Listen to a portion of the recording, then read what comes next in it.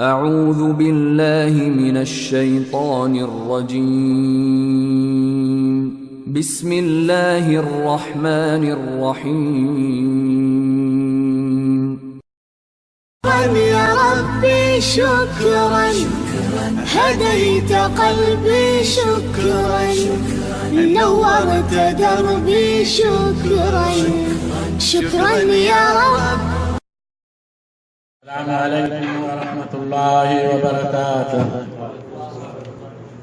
إن الحمد لله وكفى وسلام على عباده الذين اصطفى أما بعد فأعوذ بالله من الشيطان الرجيم لقد كان لكم في رسول الله أسوة حسنة. सब तारीफ़ूं अल्लाह तबारक व तआला जल्ल शानु जे लाइ दुरूद व सलाम नबी मुकर्रम सल्लल्लाहु अलैहि वसल्लम जिन जे मथां जिन जे ज़रिए सां असां वटि दीन मुबीन पहुतो। अॼु ॾिसूं था दुनिया में त को क़बर जो तवाफ़ करे रहियो आहे। जीअं साईं ॿुधायो त गाजी शाह जी उठ या उठणी उन जो तवाफ़ पिया कनि ऐं टेलीविज़न वारा विया आहिनि उते ॾिसनि पिया पुछनि पिया त असांजी जेके उमेदूं ही खणी आया आहियूं किन जूं उमेदूं पूरियूं थियूं आहिनि। पुट जी उमेद हुनखे मिली वियो ऐं असां ही उमेदूं खणी आया आहियूं। छा हालत थी पोइ त उठ आहे या उठ आहे पर गाजी शाह जो आहे। हाणे गाजी शाह जो उठ आहे त माना सभु कुझु उठ ॾींदो। मूंखे यादि आहे त हिकिड़ो माण्हू असांजे साईं बाबू ख़ालिद खे ख़बर आहे कंडो नालो हूंदो हुउसि। 18 साल मदीने में रही 18 साल मदीने में रही पोइ वापसि आयो त पोइ अखियुनि खां नाबीन बि थी वियो। हाणे उहो अची अञा नंढड़ा पढ़ंदासीं हिफ़्ज़ कंदासीं शुरू में ओठ सां अॻिते रहो सैदाबाद भरिसां। हाणे उहो पोइ ॿुधाए थी गाजी शाह गुलनि सां धौंकुड़ियूं धारे अंधनि खे तूं अखियूं ॾे ऐं जॾा तूं ॼारे गाजी शाह जे पाड़े सुका वण सावा थिया। वहाबी माण्हू ॾिसी हाणे तई कोन मञींदो उन ख़बर ई थी माना असांजो ॻोठ पूरो जेको अलहमदुलिल्लाह सलम ख़्याल अचो। हाणे ए शेर पोइ पढ़े तूं पाण नापीनूं थियो तूं वञी अखियूं वठी हा ॾे थो बाबा दुनिया ॾिसी आई आहे सुका वण सावा थी विया आहिनि। हीअ हालत लॻी पई आहे यानी शेर क़ुरान बेंच ते दबूरा गिदोसीं वाह वाह शान इलाही नंबूर जो राह दिखाई कुरान को खबर न काई माना कुरान खपाए ऐं दबूरो गिदोसीं जेको वञणो कुरान वेचते दबूरा गिदोसीं वाह वाह शान इलाही दबूर जो राह दिखाई कुरान को खबर न काई। जॾहिं इहा हालत थी वेंदी मुस्लमाननि जी कुरान नबी जे फरमान खे छॾींदा अल्लाह जे रसूल जो तरीक़ो छॾींदा पोइ धिका ऐं थापा ऐं अज़ाब ऐं मुसीबतूं न चट ॿियो छा थींदो। त हाणे पीरनि जो हाल ॾिसो छा लॻो पियो आहे त माना सजदा पिया थियनि काननि वारा ॻाइनि पिया झुमिरियूं पियूं पवनि के माण्हू जिन खे औरतुनि खे जेको सो भाकुर पायो सुहिणी औरत आहे त हुनखे छॾे ई कोन थो ऐं ॿियूं जेके हुनजो थप्पड़ वञी छॾे छोकिरनि खे रुॻी थप्पड़ थो वञे ऐं इहे जेके सभु शयूं वरी पुलिस अची पकिड़े थी वञे हुनखे कलमो बि कोन थो अचे कलमो पीछे तुसां कीअं असां पेट वास्ते करे माना पेट जे लाइ बि अंधा माण्हू ॾिसनि पिया सभु कुझु भई हिनखे क़ुरान कोन थो अचे कलिमो कोन थो अचे पर पोइ बि उन्हनि जे पोयां इन खां वधीक अंधेरो छा थींदो तबाही बर्बादी आहे। त क़ुरान नबी जो फरमान उन्हनि ॿिनि शयुनि असांजे मथां फर्ज़ आहे त असीं ॾिसूं फ़िरक़ेबाज़ी बंदि कोन थींदी फ़िरक़ेबाज़ी हली आहे हलंदी क़यामत ताईं रहंदी। तो नबी सोने जिन फरमाया था यहूद 71 फिरकन में नसारा 72 वसतफ्तरिक़ु हाज़िहिल उम्मह अला 73 फिरक़तन। ये मुंहिंजी उम्मत कन में पढ़ण वारी मस्जिद ठाहिण वारी ॿारनि रखण वारी मदरसा बनाइण वारा तुल्लाब आहिनि पढ़ाइनि पिया मदरसा क़ाल अल्लाह क़ाल रसूल लॻो पियो आहे सभु नमूना आहिनि पर 73 फिरकन में तक़सीम थींदी कुल्लुहा फी नारि ला वाहिदा 72 वेंदा जहन्नम में हिकु जन्नत में साहबनि पुछियो क़ालू वमा या रसूल अल्लाह अल्लाह जे रसूल केड़ा खुश नसीब ने जन्नत में दा असांजो फर्ज़ आहे ॾिसूं उहा हक़ वारी जमात कहिड़ी आहे मुसलमान अले असाबी जंहिं चयो मां या मुंहिंजा साहबा पहिरियां 100 साल गुज़री विया को मजहब, को तरीको, को हनफी, को शाफी, को मालिकी, को हम्बली, को चिश्ती, को कादरी, को सोहरावर्दी, को नक्शबंदी, फलाबंदी हुयो का शे का नवी अल्लाह यदुल ला तज़ाल ताइफतुन मिन उम्मती मंसूरतुन अल हक़ ला यदुर मन ख़दम हत्ता याति अमरुल्लाह तआला। मुस्नद अहमद जी रिवायत आहे हिक जमायत जेका छा हक़ ते कायम रहंदी अल्लाह जे रसूल जे ज़माने खां वठी करे क़यामत अची वेंदी। वो 100 साल जो गैप हुयो जंहिं को मज़हब कोन हो, को इमाम पैदा कोन थियो, उहा जमायत कहिड़ी आहे ॿुधायो?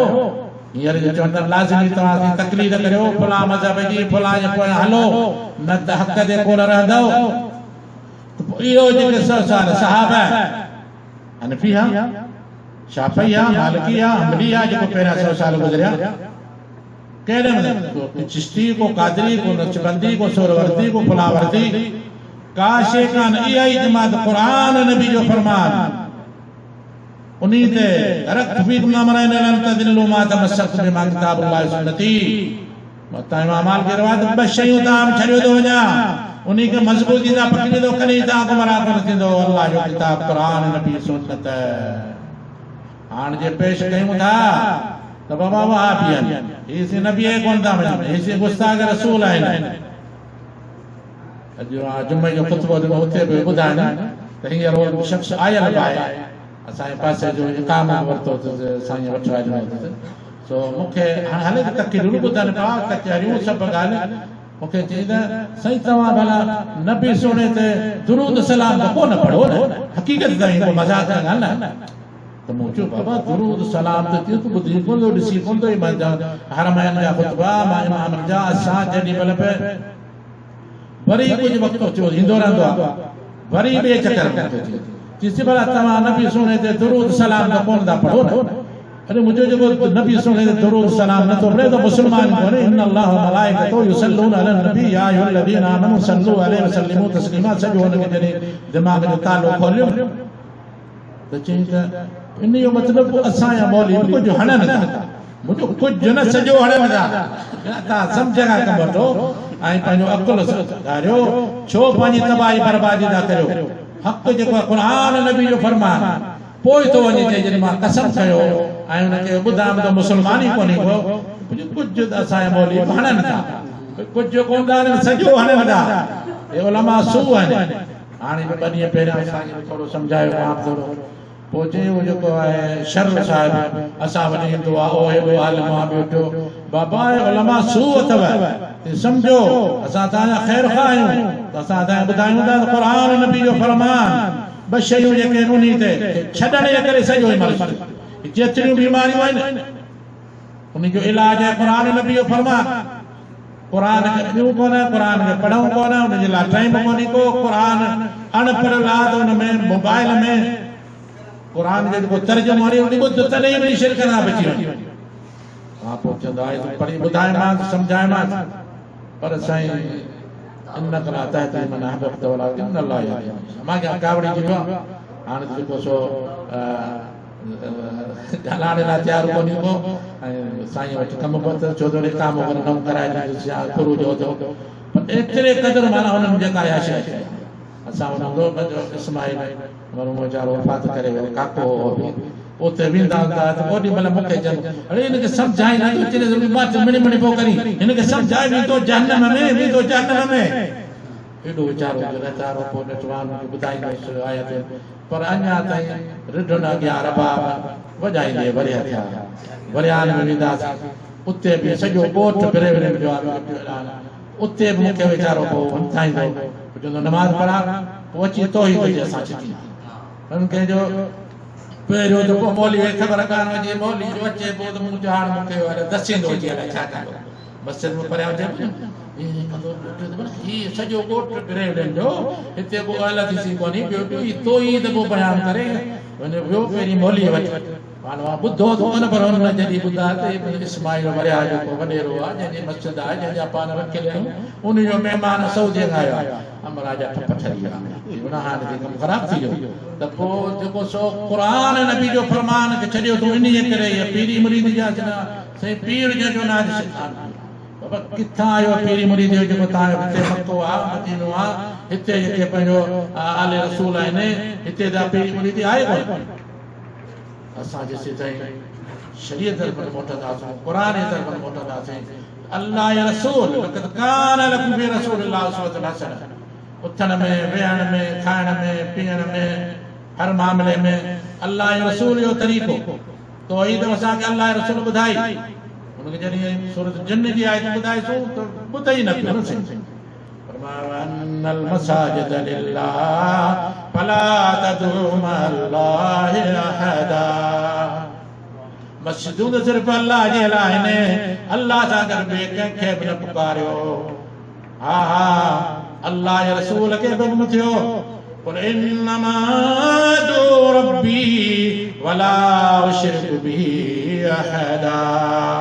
नबी सोना तव्हां ऐलान करे ॿुधायो पंहिंजी उम्मत खे दर्श ॾियो पंहिंजी उम्मत खे इहो पढ़ायो साहबा ताबईन तबा ताबईन क़यामत तक ताईं अचण वारा उम्मती जेके कन खोले ॿुधनि क़ुर खे पढ़नि त नबी सोने खां अल्लाह ऐलान करायो आहे कुल इन्नमा अदउ रब्बी तव्हां फरमायो ॿुधायो उन्हनि खे तव्हां सिर्फ़ ऐं सिर्फ़ पंहिंजे रब खे ई पुकारिया थो वला उशरिकु बिही अहदा ऐं पुकार वारी इबादत ॿिए कंहिंखे बि शरीक कोन थो करियां न इस्माइल अलैहिस्सलाम खे न इब्राहिम अलैहिस्सलाम खे न फलान खे न फलान खे लेकिन समझने लाइ तयारी कोन्हे चयो क़ुर त बाबा पढ़ो क़ुर ताला लॻी विया छो त मुंहिंजो ज़हन अहिड़ो ख़राब कयो विया त बाबा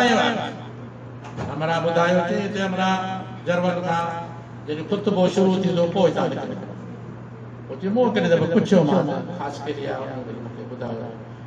राति में मिलियासीं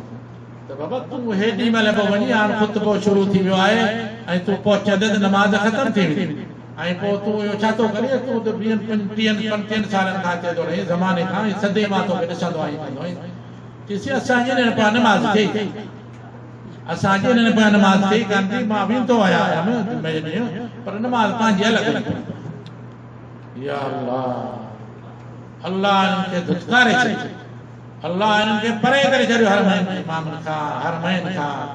जो उन्हनि खे तेजी नमाज़ नसीबी कान कई तूं कहिड़े जो न पढ़ण वारो तोखे अल्लाह नसीबी कान कई आहे तोखे अल्लाह छॾे ई नथो वञे तरफ़ त तूं अची हिते जो तौहीद सिखाई वेठो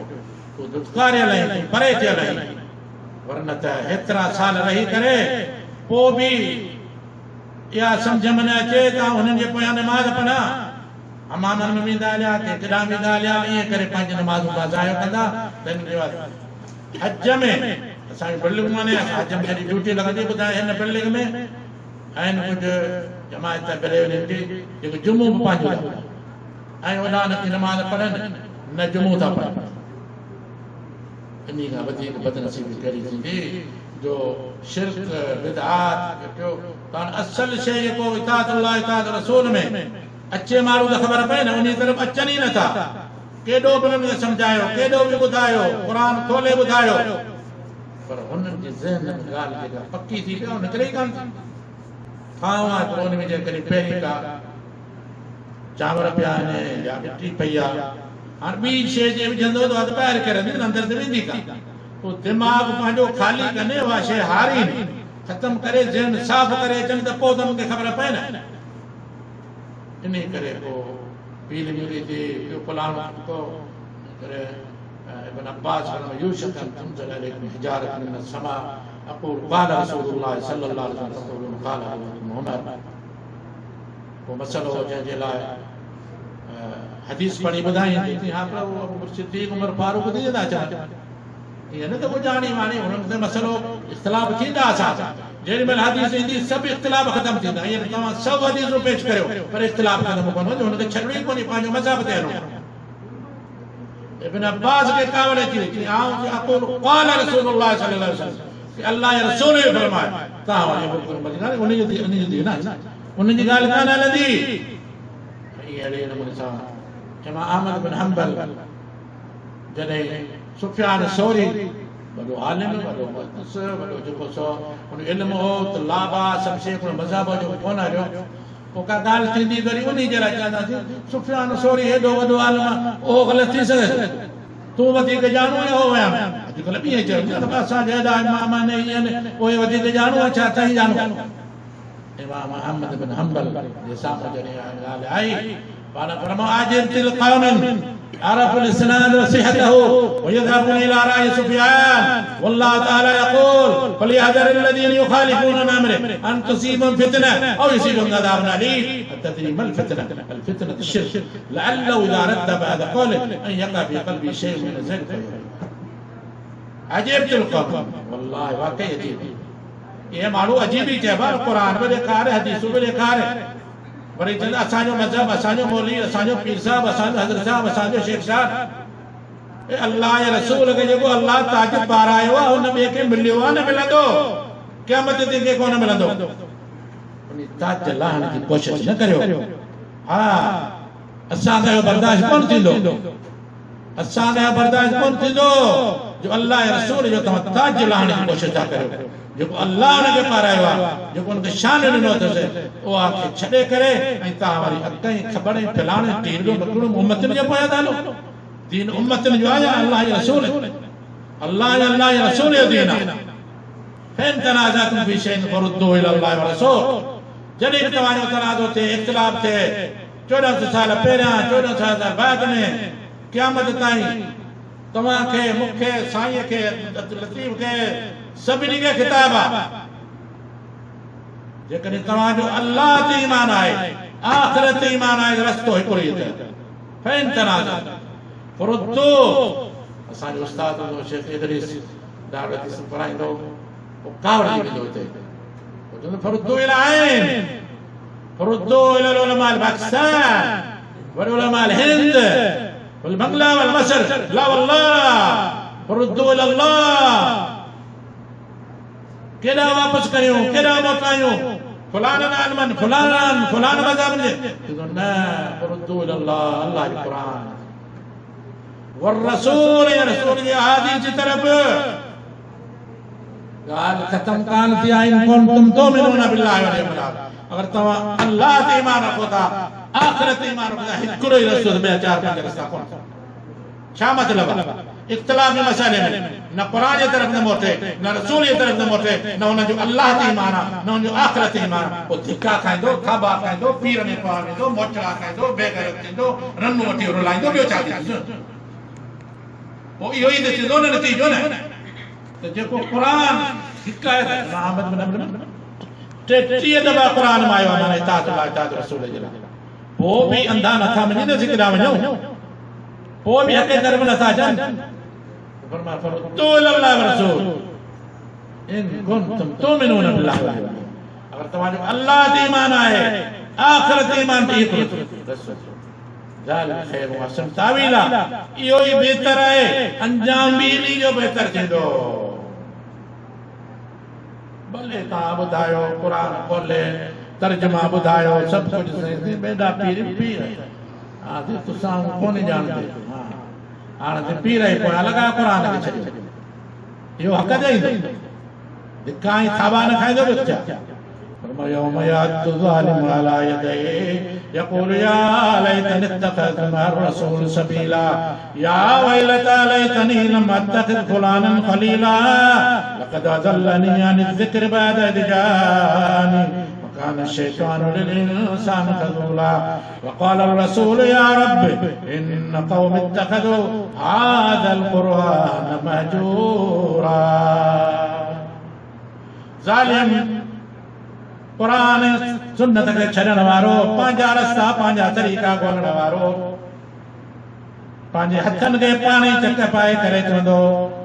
वयौम यातु ज़ालिमु अला यदैहि यक़ूलु या लैतनी इत्तख़ज़तु मअ रसूल सबीला हाय अफ़सोस आहे मुसीबत रसूल वारो रस्तो वठां रसूल वारो रस्तो त ॿुधायूं पे पर मूं चयो न न हे वहाबी आहिनि लहाबी आहिनि अरे हे गुस्ताख़ रसूल आहिनि हे नबी ते पंहिंजो दुरूद सलाम कोन था पढ़नि हे इल्ज़ाम ॾेई करे मूं उन्हनि खे छॾे ॾिनो हाय अफ़सोस हाणे ख़बर पई छा कयां उते चक पाए पंहिंजे हथनि बूटियूं पटींदो को फ़ाइदो कोन थींदो ويوم يعد الظالم على يديه يقول يا ليتني اتخذت مع الرسول سبيلا يا ويلتى ليتني لم اتخذ فلانا خليلا हाय अफसोस मुसीबत मुझे लाए और फुला मौली साहब के फुला पीर साहब के फुला मुर्शिद साहब के फुला मुफ्ती साहब के जे न मञा उन्हें पोया न ला ते तबाह बर्बाद न थिया या वैलता लैतनी लम अत्तखिज़ फुलाना खलीला लक़द अदल्लनी अन ज़िक्र बअद इज़ जाअनी वकान शैतानु लिल इंसान खज़ूला अरे जिक्र तो मौजूद हो कुरान तो मौजूद हो नबी जो सुन्नत हदीस तो मौजूद हो बुधाण वारन ते बुधायो पे पर मुवा भी ला भी करे उनन के छडे ॾिनो हाणे ख़बर पई आ हाणे छा थींदो को थींदो भाई कुझु भाई और नबी सोना ने मत शायद दीदा गवाही दीदा अल्लाह वटे وقال الرسول يا رب إن قوم اتخذوا هذا القرآن مهجورا सोना नबी अल्लाह वट इस्तिगासा पेश कंदा शिकायत पेश कंदा وقال الرسول يا رب إن قوم اتخذوا هذا القرآن مهجورا इन मुंहिंजी उम्मत इन मुंहिंजी क़ौम उम्मत सॾाइण वारनि क़ुरान खे छॾे ॾिनो क़ुरान पढ़ियो कोन क़ुरान तर्जुमो कोन ॿुधाऊं बच्चनि खे क़ुरान न पढ़ायूं पुटनि खे क़ुरान न पढ़ायूं जे पढ़ायूं त तोतनि वांगुरु पढ़ाए छॾियूं माना मतिलबु छा आहे कुझु न ॿुधायूं ऐं पंहिंजो उन जो माना ऐं मतिलबु न सम्झा ऐं उन ते गौर फिकर कोन कयूं क़ुरान जेकी चयो सो न कयूं क़ुरान जेका मना कईसि न रोकिया ऐं क़ुरान ते ईमान कोन आंदऊं हाणे अल्लाह जा रसूल अल्लाह वटि शिकायत पेश कंदा वक़ाल रसूल या रब ऐं रसूल सोना अल्लाह खे चवंदा आहिनि मुंहिंजा रब वक़ाल रसूल या रब इन क़ौम इत्तख़ज़ू हाज़ा क़ुरआन महजूरा इन मुंहिंजी उम्मत क़ुरान खे छॾे ॾिनो क़ुरान जे पुठीअ पोयां चलाए छॾियो क़ुरान रुॻी फीण रखण जे लाइ क़ुरान रुॻी मुर्दनि खे पढ़ण जे लाइ क़ुरान एतिरो मथे रखी छॾियो जो हथ में न पहुचे हा हा पोइ कॾहिं कसम जी ज़रूरत पवंदी पोइ क़ुरान खे ॻाल्हायूं इन मुंहिंजी उम्मत क़ुरान खे छॾे ॾिनो तंहिंजे करे हींअर टाइम आहे हींअर मौक़ो आहे पोइ उते जो पछताइण वावेला करण पंहिंजे हथनि ते चट पाइण कंहिं कम जा न बल्कि उन्हनि मौलवियुनि आलिमनि खे चवंदो त या अल्लाह हिननि खे डबल ही मौलवी हिन जा मूंखे तबाह कयो हिन मूंखे पीर तबाह कयो बना इन्ना काना सादतना मुकबराना फादल्लूना सबीला या अल्लाह ही वॾा वॾा टनरा मौलवी आलिम जेके पाण खे मुफ्ती सम्झंदा वॾा नेता सम्झंदा इन्हनि मूंखे तबाह बर्बाद करे छॾियो इन्हनि जे पोयां लॻ थियो रब्बना इन्ना काना सादतना मुकबराना फादल्लूना सबीला पोइ वरी चवंदो या अल्लाह ही मौली साहब ही हज़रत साहब इन्हनि खे डबल अज़ाब कर इन्हनि खे डबल अज़ाब करे इन्हनि मूंखे तबाह बर्बाद कयो قالوا ربنا آتهم ضعفين من العذاب ولعنهم لعنا كبيرا या अल्लाह न मौलवी खे न आलिम खे न पीर खे मुर्शिद सॾाईंदो इन मूंखे तबाह बर्बाद कयो इन्हनि खे डबल अज़ाब कर वलानहुम लानन कबीरा ऐं इन्हनि जे मथां लानत करे तमामु वॾी लानत करे अल्लाह खां दुआ आहे त असांखे क़ुरान नबी जे फरमान ते हलण जी तौफ़ीक़ ॾे 1400 साल ख़ालिस क़ुरान नबी जो फरमान मौजूद आहे सही हदीसूं मौजूद आहिनि उन ते हलंदासीं त कामयाब थींदासीं जे उन्हनि ते न हलियासीं त असांजे लाइ तबाही बर्बादी सभिनी जे लाइ ऐं इहे धिका ऐं थाबा ऐं हुन वटि करे हुनजे दर ते जीअं छोरो गाबो हूंदो आहे न जी माउ मरी वेंदी आहे पोइ छोरो गाबो जंहिं बि गऊं करे सघंदो वञी था केॾी महिल हुनखे वञी वात विझंदो हिनखे वञी वात विझंदो हीअ बि छोरा गाबा था जेके अल्लाह जे रसूल खे छॾियो क़ुरान खे छॾियो पोइ जेको पहिरीं ॾिसो उन जे मथां ऊंधा थिया पिया केॾी हुनखे बि सजदा करे केॾी हुनखे सल्लल्लाहु तआला अला नबीना मुहम्मद व अला आलिहि व सहाबिहि अजमईन आमीन या रब्बल आलमीन